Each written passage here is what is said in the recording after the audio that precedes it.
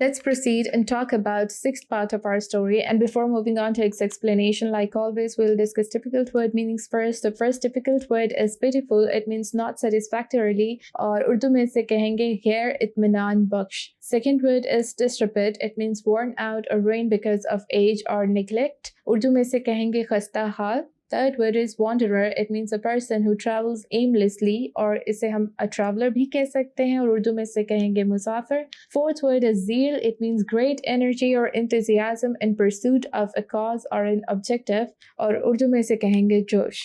So let's talk about the explanation of this part. Naversad entered the yard. अब वो अपने घर पहुंच चुका है. घर के यार्ड में जाता है. बास्केट, जो फ्रूट की बास्केट होती है, उसको नीचे रखता है और जो लैम्प वो साथ लाया होता है उसको खाने को घास देता है और फिर अपने सराउंडिंग्स में देखता है. For the first time in his life उसको ये फील होता है कि उसका जो घर है वो बहुत ही पिटीफुल है, बहुत ही खस्ता हाल है, बहुत ही टूटा फूटा है. वो फिर खुद से ही अपने क्वेश्चंस को दोबारा से आंसर करना शुरू कर देता है और कहता है कि वेल, ये अरशाक का घर भी है. ये वही घर है जहाँ पे अरशाक बड़ा हुआ है. अरशाक ने यहाँ पे टाइम स्पेंड किया है. वो अपने इस घर को देख के शेम फील नहीं करेगा. इस तरीके से वो ये सारी बातें खुद को कह के खुद को कंसोल कर रहा होता है, बेहतर फील करा रहा होता है और फिर यार्ड को क्लीन करना शुरू कर देता है. इतने में उसकी नेबर से एक वुमन आती है और उसको कॉन्ग्रेचुलेट करती है. कहती है कि कॉन्ग्रेचुलेशंस नवरसाद, अरशाक कम बैक. तुम्हारा बेटा अरशाक वापस आ गया है. It was the old neighbour जो कि फेंस के ऊपर से आके उससे बात कर रही होती है. नवरसाद जो है वो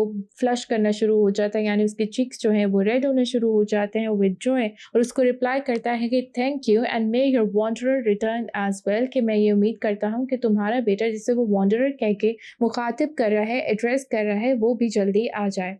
फिर जो वुमन है वो कहती है कि आई सॉ अरशाक, मैंने अरशाक को देखा. उस पर नवरसाद पूछता है कि क्या वो यहाँ पे आया था. वुमन उसको रिप्लाई में कहती है कि नहीं, मैं ज़रा शॉप पे जो है वो नीडल्स का पैकेज लेने गई थी. मैंने वहाँ पे तुम्हारे बेटे को देखा था. He was standing outside the farm office. और फिर वो भी अरशाक के बारे में कुछ रिमार्क्स देती है नवरसाद के सामने. वो कहती है कि तुम्हारा बेटा जो है it's a very fine looking boy, बहुत प्यारा बेटा है. उसको देख के कोई भी कह सकता है कि वो एक शाह का बेटा लगता है. मैंने जब उसको देखा तो मैं अपनी आंखें उस पे से नहीं हटा पा रही थी. मे द लॉर्ड ब्लेस यू. और ये सुनने के बाद फिर से वो उसका शुक्रिया अदा करता है, थैंक यू बोलता है. और जब वो थैंक यू बोलता है उसकी आवाज़ जो होती है वो थिक हो रही होती है, यानी थोड़ी सी काम रही होती है ड्यू टू इमोशंस. और जब भी उसको कोई अरशाक के बारे में रिमार्क्स देता है, बताता है कि तुम्हारा बेटा जो है वो इतना अच्छा दिखता है, इतना वेल ग्रूम दिखता है, क्योंकि ऑब्वियसली 10 साल के बाद जो है दे वर गोइंग टू मीट. उसको कोई आइडिया नहीं था कि अब मेरा बेटा किस तरीके का दिखता है. जब वो ये रिमार्क सुनता था वो एक अलग इंतुजियाज्म के साथ दोबारा से वो सारी प्रिपरेशंस में लग जाता था. अगेन यही हुआ कि he went about tidying up the yard with great zeal. Great zeal यानी ग्रेट एनर्जी और इंतुजियाज्म के साथ वो अपना जो यार्ड है वो साफ करना शुरू हो गया. Thank you.